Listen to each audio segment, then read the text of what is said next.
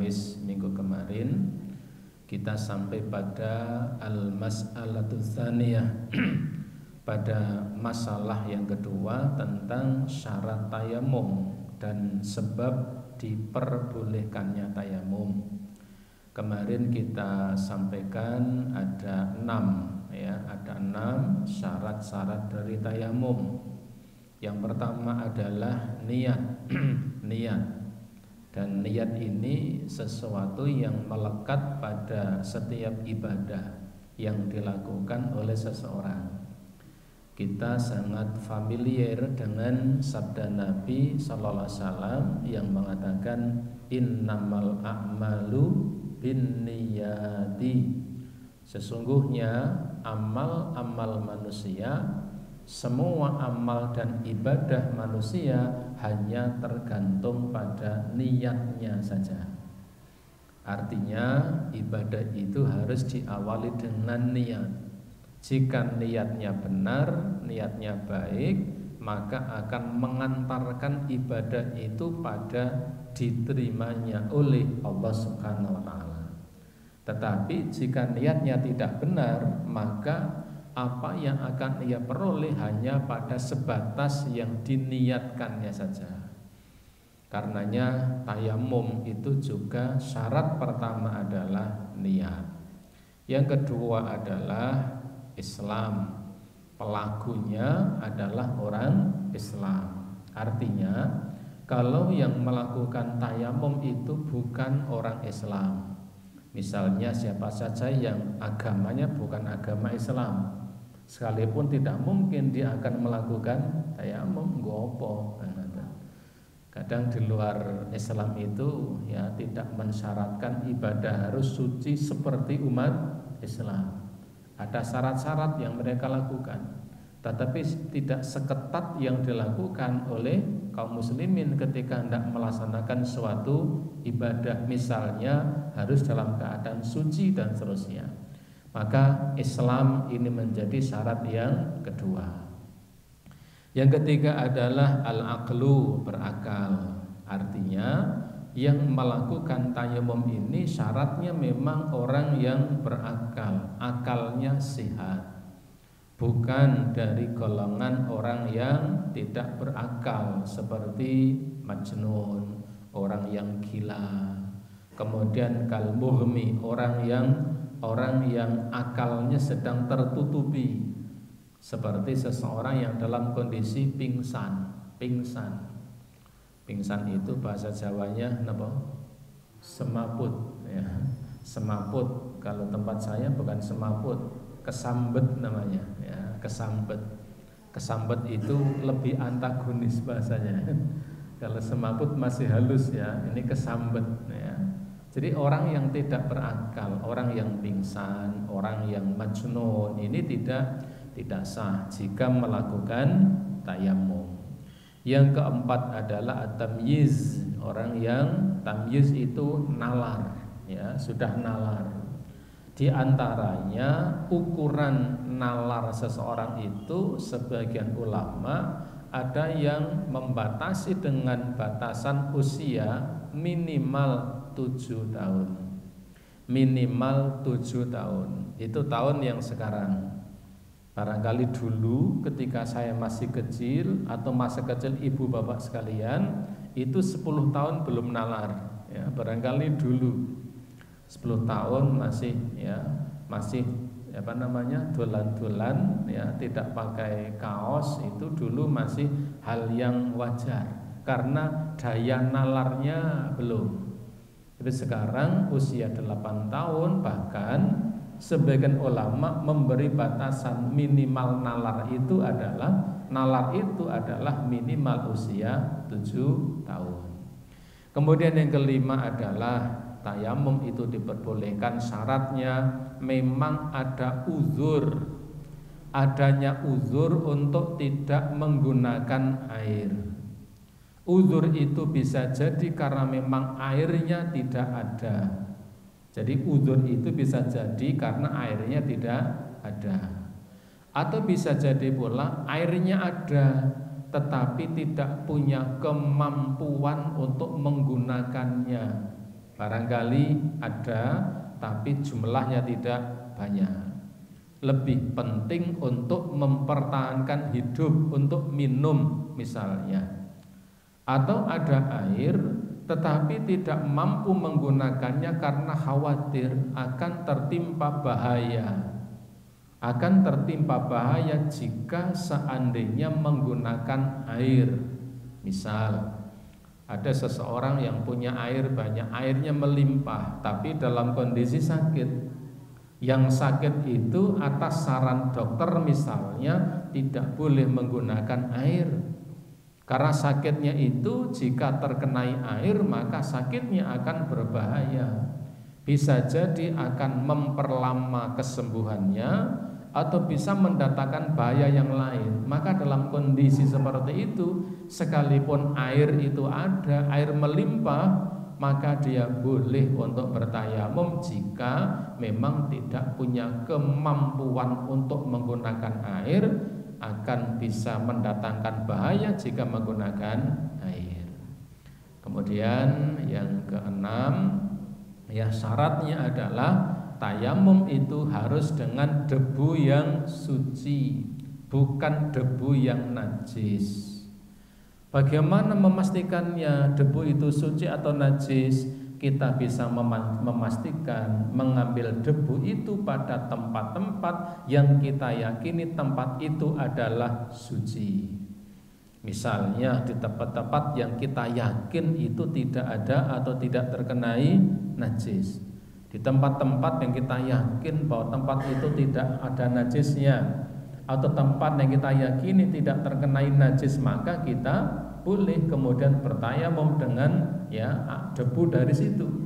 Tetapi kalau tempat itu diragukan, diragukan kesuciannya, maka tentunya tidak diperkenankan bertayamum dengan menggunakan debu yang belum bisa dipastikan akan kesuciannya.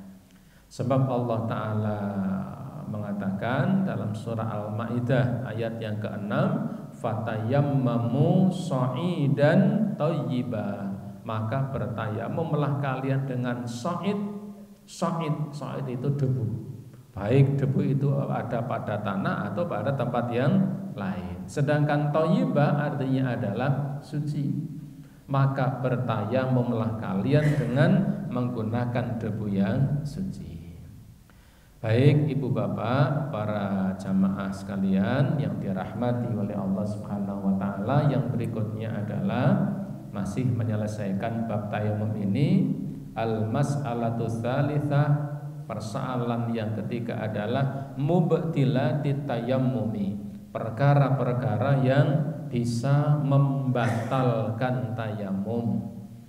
Artinya tayamum itu bisa menjadi batal dengan apa? Dengan beberapa hal. Wahya al-asya'ul lati tufsiduhu. Ada beberapa perkara-perkara yang bisa merusak tayamum, Wa mubtilati, bahkan bisa menjadikan tayamum itu batal. Tayamum itu bisa menjadi batal dengan beberapa hal. Wahya, dan itu adalah yang pertama, yubtilut tayammum an hadatsil asghari bi mubtilatil wudu. Yang pertama, tayamum itu bisa menjadi batal karena hadas kecil, sebagaimana perkara yang bisa membatalkan wudhu. Ini kalimatnya begitu. Tayamum itu bisa batal, bisa batal karena hadas kecil, yaitu perkara-perkara yang bisa membatalkan wudhu. Perkara-perkara yang menjadikan batalnya wudhu, maka perkara-perkara itu jika ada maka bisa membatalkan tayamum. Perbuatan-perbuatan itu bisa membatalkan wudhu, maka perbuatan itu juga bisa membatalkan tayamum.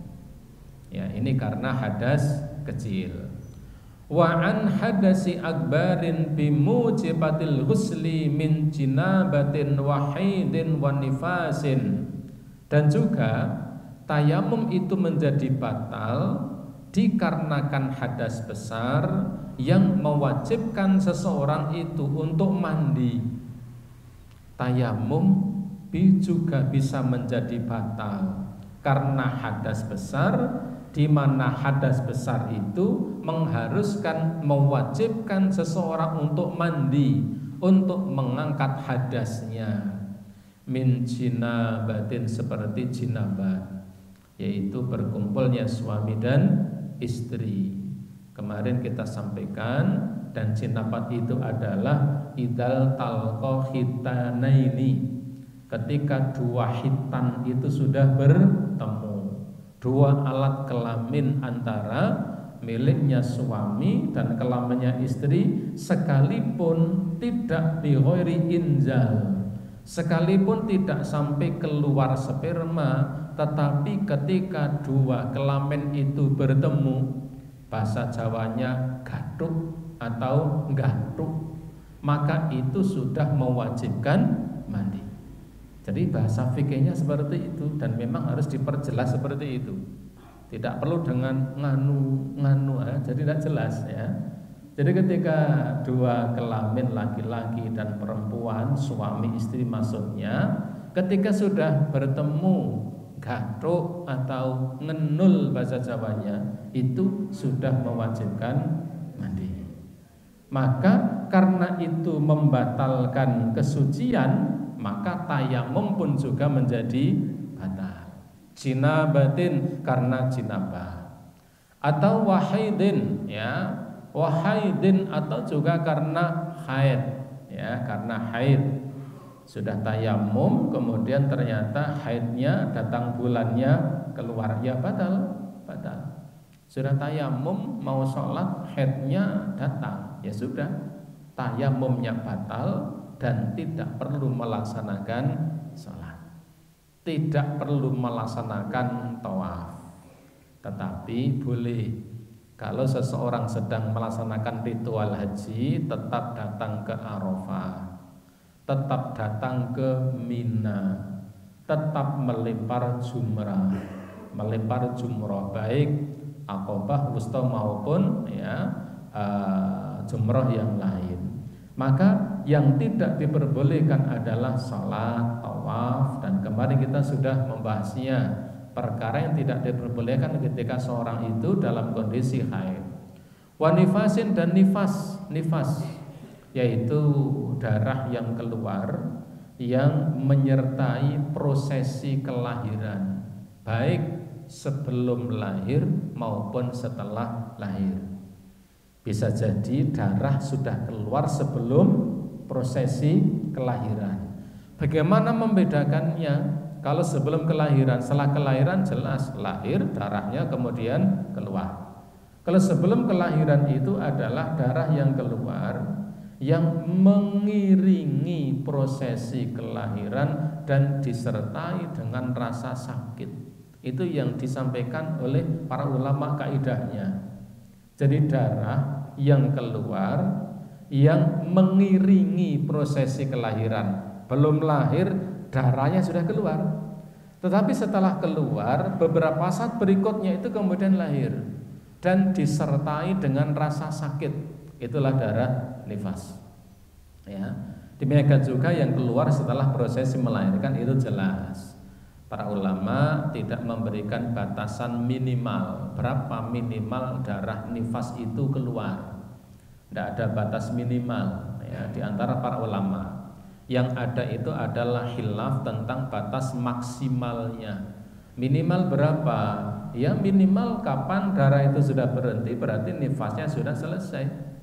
Melahirkan, ya, kadang melahirkan itu kan tergantung suasana tubuh, bagaimana kesehatannya, bagaimana suasana psikisnya, itu akan sangat mempengaruhi. Konon demikian, ya. Maka minimalnya adalah berapa? Tidak ada minimal. Ada seorang wanita, seorang muslimah, dia melahirkan, kemudian darahnya keluar. Ternyata 1 minggu darahnya sudah berhenti. Ya sudah suci berarti. Dia kemudian segera mandi. Baru 9 hari sudah berhenti darahnya. Ya sudah. Ketika darahnya sudah berhenti, maka kemudian dia mandi dan sholat. Tapi ada yang sampai 1 bulan belum keluar. 1 bulan itu dia masih nifas, tidak berkewajiban sholat. 40 hari masih keluar. 40 hari itu masih nifas. Lebih dari 40 hari, sebagian ulama karena ihtiyat kehati-hatian maka membatasi nifas itu hanya sampai pada 40 hari. Kalau setelah 40 hari tetap masih keluar, maka dianggap bukan darah nifas. Kenapa? Kehati-hatian supaya tidak terlampau lama dalam meninggalkan sholat. Nek 40 dino niku terlalu lama tidak sholat, nanti nek apalane ndak bagus, dongane sholat iso lali semua. Ya. Karena 40 hari tidak pernah digunakan. Ya. Maka sebagian ulama mengatakan demikian. Untuk kehati-hatiannya adalah tidak melampaui 40 hari. Kenapa? Supaya tidak terlalu banyak sholat yang ditinggalkan. Maka fa'idha tayammamu an hadasin asgharin, jika seseorang bertayamum dari hadas kecil, ya, summa bala, kemudian ia baul. Kalau dalam pesantren sering menyebut beol. Baul atau beol, apa? Kencing. Ketika seseorang tayamum tetapi kemudian dia kencing misalnya, ataupun dia buang air besar, BAB. Ya, baik BAB maupun buang air kecil itu tetap hadasnya hadas kecil. Sudah suci, sudah tayamum, tapi kemudian buang air kecil atau buang air besar, batala tayamum, maka tayamumnya ini akan menjadi batal, sudah tidak berguna lagi. Li'anna tayammuma badalun 'anil wudu, sebab tayamum itu adalah pengganti wudu. Sekalipun sebenarnya ya, tayamum itu hanya sekedar menjadi pengganti. Tapi sebenarnya secara umum tidak bisa menggantikan seluruhnya.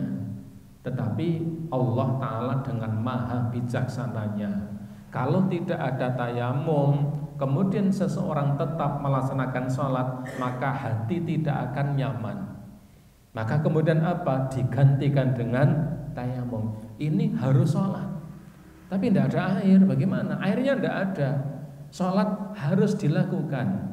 Kalau tidak segera melaksanakan sholat, waktunya akan berlalu, sementara tidak ada air. Maka tayamum itu menggantikan wudhu supaya hati ini menjadi tentram. Karena kalau misalnya wis teko sholat rasa wudhu, rasa tayamum, hati tidak akan menjadi tentram. Maka tayamum ini menggantikan wudhu, wal badalu lau hukmul mubdal. Sedangkan yang mengganti itu punya konsekuensi hukum yang sama dengan apa yang diganti. Yang mengganti itu punya hukum sama sebagaimana yang mengganti.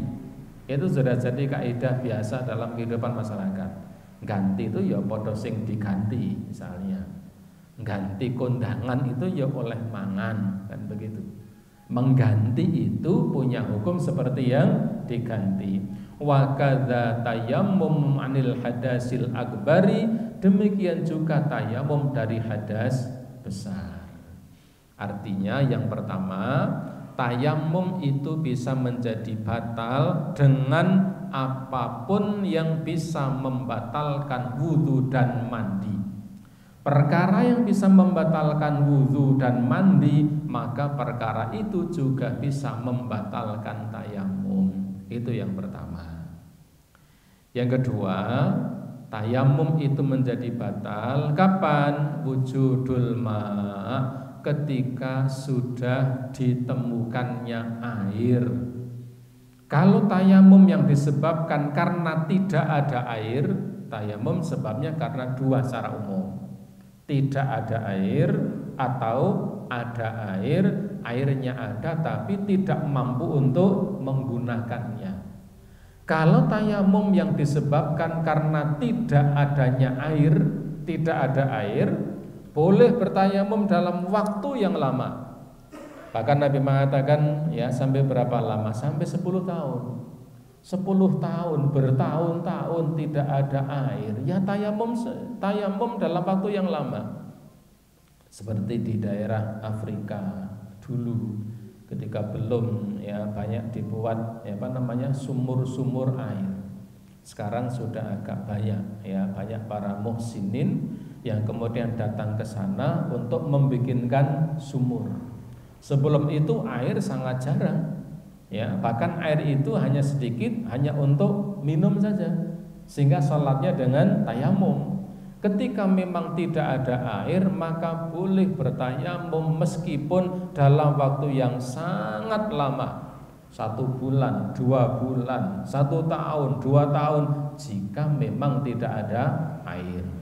Tetapi ketika kemudian sudah ada air, maka tayamumnya menjadi batal. Contoh, misalnya di antara kita sedang hendak melaksanakan sholat, sudah tinguk-tinguk nyari air, ya nyarinya itu sudah bersungguh-sungguh, kian kemari tetap tidak ada, ya kecuali kalau nyarinya hanya malas, ya sholat rano banyu tak tayamum, padahal tetangganya punya air misalnya, sudah mencari air ke sana kemari tidak ada air, kemudian apa? Sudahlah kita tayamum. Begitu ya tayamum, kemudian sedang akan melaksanakan sholat, belum sampai melaksanakan sholat, tetapi ternyata kemudian turun hujan. Karena turun hujan, maka tayamumnya menjadi batal. Sholatnya harus dengan berwudu menggunakan air hujan. Jadi menjadi batal. Kenapa? Karena ada air. Ingka natayamum li'adami, disebabkan tayamum itu karena tidak adanya air. Oleh karenanya Nabi sallallahu alaihi wasallam mengatakan fa idza wajadtal ma'a fa amissahu basyarataka. Fa idza wajadtal ma'a, jika kalian wajadtal ma'a, jika kamu mendapati air. Kalau kamu mendapatkan air, fa'amissahu, maka siramlah, maka basuhlah, maka siramlah, maka usaplah anggota wudu itu, atau fa'amissahu, maka basahilah, guyurilah dengan air basyarotaka, anggota badanmu, anggota wudu. Yang anggota wudu itu karena tidak ada wudu, maka kemudian bertayamum. Kalau ada air, maka basuhlah anggota wudu itu dengan menggunakan air. Artinya apa? Tayamum sudah tidak berlaku dan harus diganti dengan air.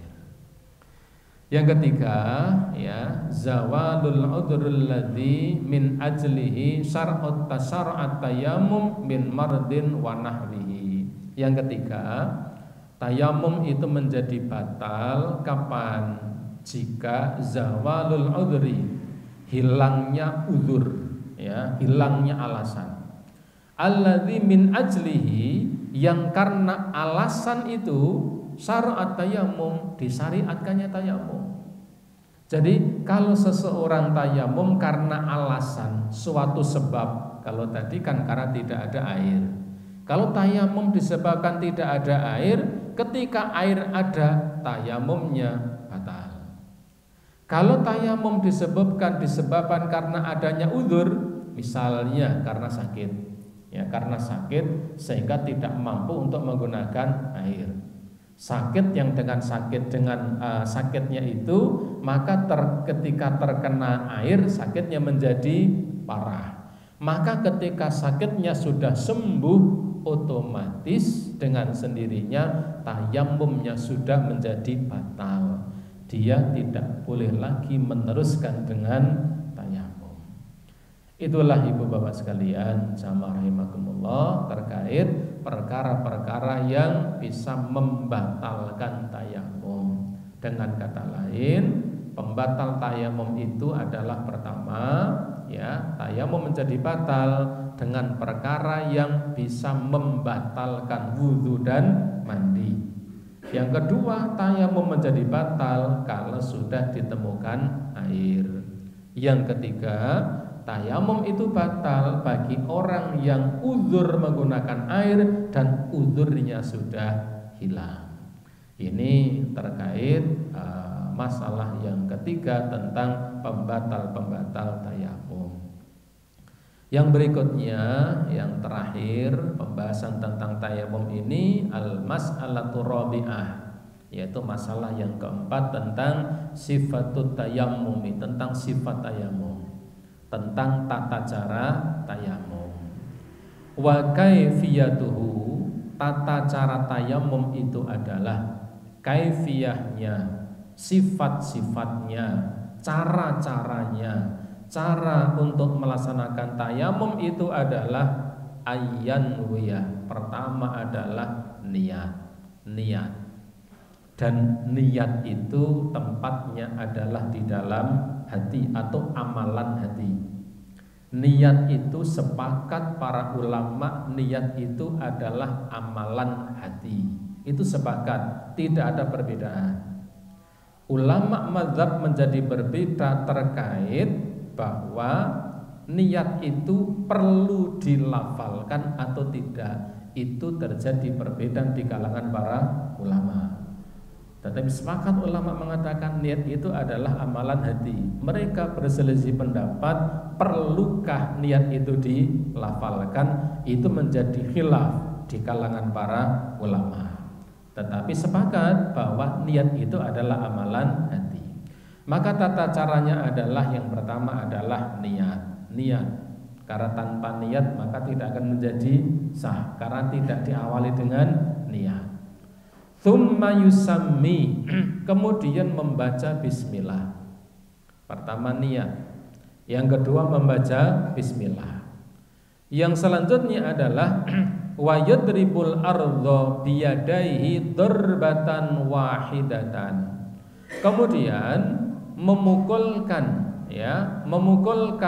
kedua telapak tangan ke tanah atau ke tempat yang suci dan ada debunya. Ya, kita sering mendengar istilah tanah. Tetapi tayamum itu adalah dengan debu. Artinya apa? Tidak semua tanah ada debunya dan tidak mesti debu itu berada di tanah.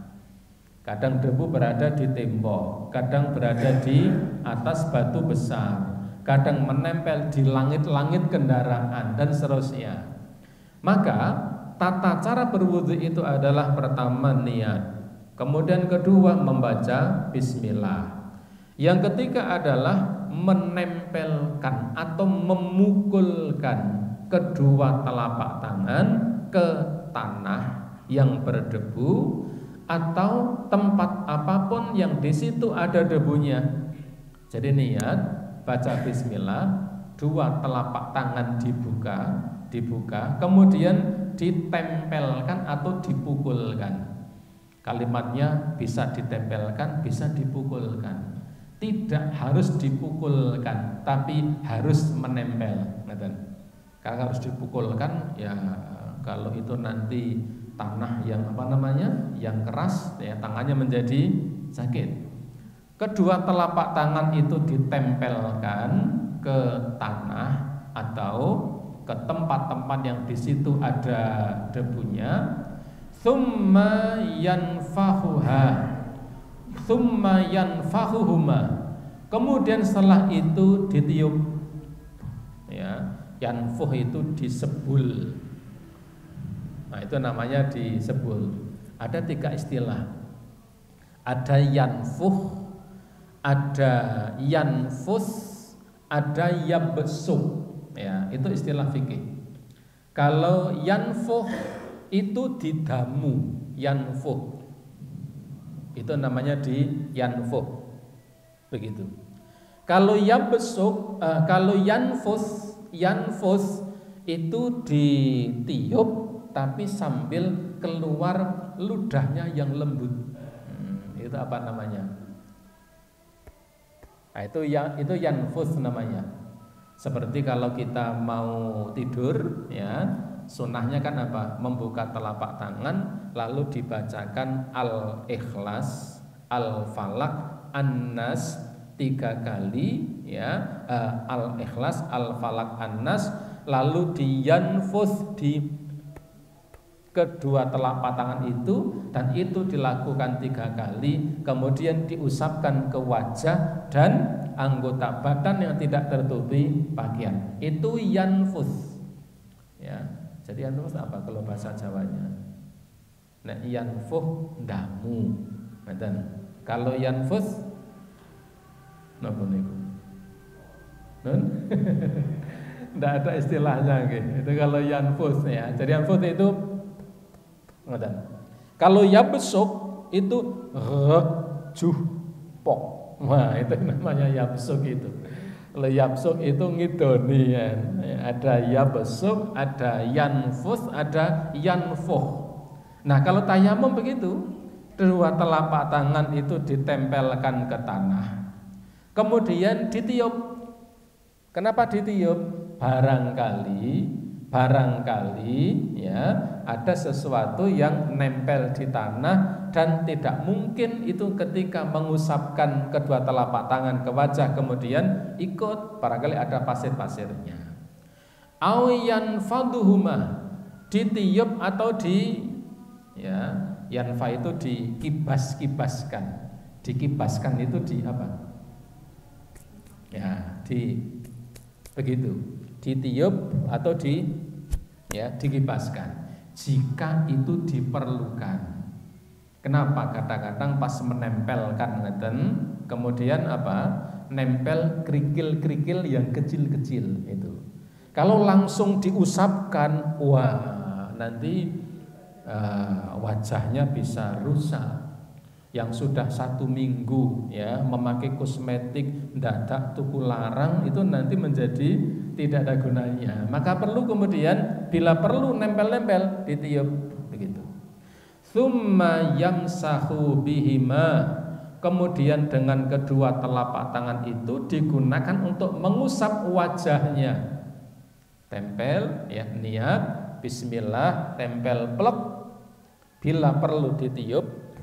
Kalau memang perlu dikibaskan, kalau perlu, kalau enggak ya enggak usah. Kemudian diusapkan ke wajah, diusap dan semua wajah, ya. Namanya wajah itu dari mana? Batas atas tumbuhnya rambut, batas bawah itu dagu. Dagu niku napa? Janggut, ya. Batas samping itu depan daun telinga. Jadi usapnya tidak kemudian hanya begini, tapi diusap. Ya, menempel ke debu, kemudian ditiup, kemudian diusapkan rata, ya, sampai rata. Begitu wajahnya sudah, wayadaihi ila rusghaini, lalu diusapkan kedua tangannya ila rusghaini, sampai kedua rus. Rus itu pergelangan tangan, ya, sampai di situ. Itu sudah sah dan tidak harus sampai ke kedua lutut. Ya, kok lutut apa namanya? Sikunya, kok lutut kaki. Ya, tidak harus kepada kedua sikunya. Bagaimana kalau sampai kedua sikunya? Boleh di satu riwayat yang lain. Tapi dalam hadis ini, li hadisin Ammar, ya, dalam hadis Ammar ini dikatakan ya bahwa at-tayammum, tayamum itu adalah dorbatun lil wajhi wal kaffaini. Satu tepukan dua telapak tangan itu ke wajah sekaligus dua telapak tangan. Satu pukulan diusapkan ke wajah lalu kepada kedua telapak tangan sampai apa namanya? Pergelangan. Terutama adalah punggung telapak tangan. Ini namanya punggung. Ini batin, ini punggung. Kenapa kemudian punggung? Ya, karena kalau sampai kelupaan ini kan tidak terkenai debu. Kalau ini otomatis terkenai debu. Yang jangan dilupakan itu adalah punggung telapak tangan. Wajah, kemudian telapak tangan tidak begini dong. Tetapi sampai punggung telapak tangan, punggungnya betul-betul dikenai debu tadi, ya. Telapak tangan kanan ke punggung yang kiri, telapak tangan kiri ke punggung yang kanan. Sehingga adanya perbedaan antara sampai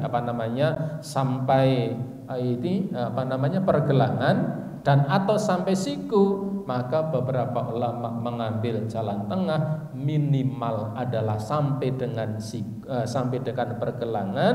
Jika memang sampai siku, maka tidak mengapa, dengan sekali tepukan.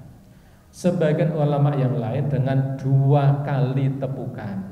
1 tepukan ke wajah, 1 tepukan ke tangan sampai siku-siku, itu di riwayat yang lain. Kalau pada hadis yang kita baca ini, hadis yang diriwayatkan oleh Imam Ahmad, Imam Abu Dawud dan Nasni adalah sahih, dikatakan tayamum itu dorbatun lil wajhi wal kaffaini. Tayamum itu 1 tepukan untuk wajah dan 2 telapak tangan.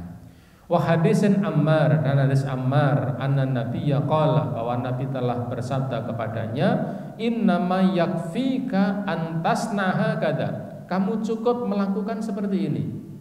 Jadi ketika Nabi bersabda kepada Ammar, ya, terkait tentang tata cara tayamum, Nabi mengatakan innama kana yakfika antasnaha kada, kamu cukup melakukan seperti ini.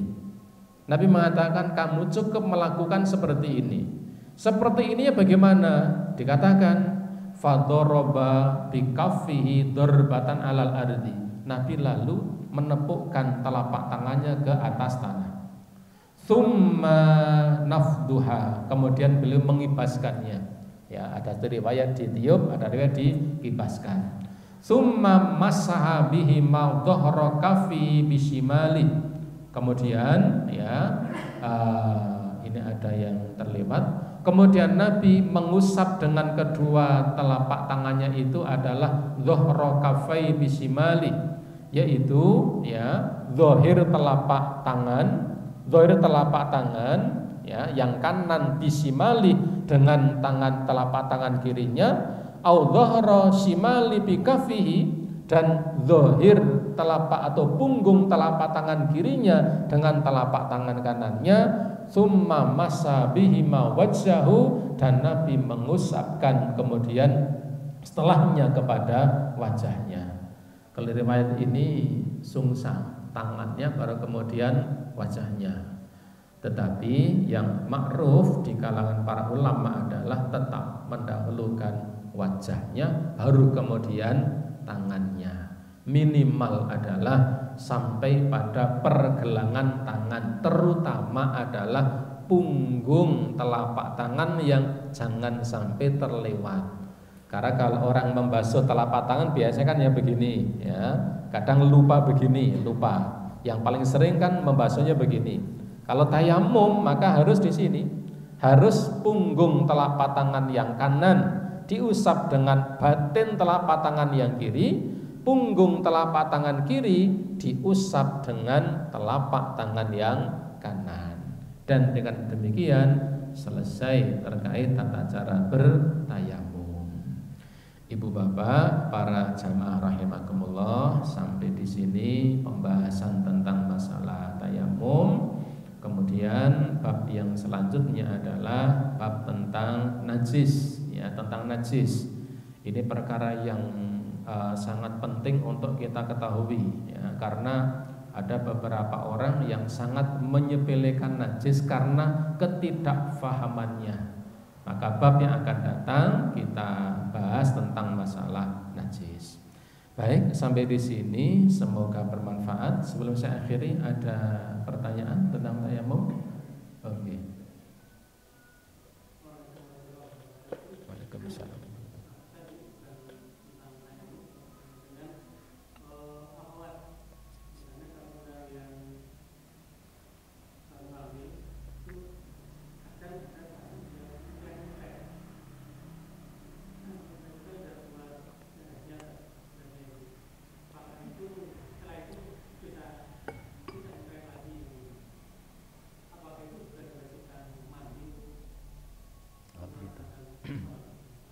wanita hamil. Wallah alam, yang paling banyak dipegangi oleh para ulama bahwa wanita hamil itu pada dasarnya tidak mengalami menstruasi. Itu yang paling banyak dipegangi oleh para ulama. Tetapi jika seorang wanita hamil itu memang mengeluarkan darah, dan darahnya adalah seperti darah haid, baik warnanya maupun sifatnya, beberapa ulama juga menghukumi itu sebagai darah haid. Tapi ini sangat jarang. Karena kebanyakan ketika wanita dalam kondisi hamil itu tidak mengalami haid atau menstruasi, Tetapi jika ada seseorang yang dan itu tidak banyak, kalau dia mengeluarkan darah, ya bukannya flek, tapi betul-betul mengeluarkan darah, dan darahnya itu adalah sifatnya seperti darah haid. Kalimat sifat itu berarti dua hal. Apa sifat itu? Menyangkut warnanya maupun baunya. Maka memang satu hal yang perlu diajarkan kepada kaum wanita, kepada anak-anak perempuan, anak-anak putri itu betul-betul supaya mengenali darah haidnya, hafal baunya dan hafal warnanya. Itu nanti akan menolong terkait membedakan haid dan istihadhah. Itu nanti ketika hari berlalu ataupun di sekian hari berikutnya. Jadi anak-anak wanita-wanita, anak-anak gadis kita itu perlu betul-betul ditekankan supaya hafal betul dengan darah haidnya sendiri, betul-betul faham baunya atau juga faham warnanya. Karena itu nanti barangkali akan mengalami istihadhah. Itu salah satu di antara cara untuk membedakan antara darah haid dan darah istihadhah. Nah, jadi pada umumnya wanita hamil tidak mengalami menstruasi. Tetapi jika ada memang wanita hamil kemudian dia mengalami menstruasi, jika darahnya memang dikenal seperti darah haid, sifatnya dihukumi itu adalah darah haid. Kalau seseorang itu hanya kemudian mengeluarkan tidak sampai keluar, hanya flek-flek saja, apakah kemudian dia mandi kembali tadi? Kalau dia mengenali darahnya itu adalah darah haid, jadi fleknya itu adalah bimithli damul haid. Kalau fleknya itu misalnya memang sifatnya adalah sifat haid, warnanya maupun baunya, dan kaum wanita biasa jeli terkait itu. Kalau itu memang sifatnya seperti darah haid, maka ketika dia mandi fal aula, kata para ulama. Kalau dia mandi itu jauh lebih utama. Karena bagaimanapun tidak mandi akan menyisakan keraguan-raguan. Tinggalkan yang meragukan, ambil yang tidak meragukan. Jadi dengan cara tadi, kalau fleknya itu adalah bimithli damul haid, darah fleknya itu adalah sifatnya seperti darah haid. Kaum wanita paham akan itu terkait tentang warnanya maupun sifatnya. Wallahu alam bisawab. Demikian saya akhiri dengan subhanakallahumma wa bihamdika asyhadu an la ilaha illa anta astaghfiruka wa atubu ilaik. Assalamualaikum warahmatullahi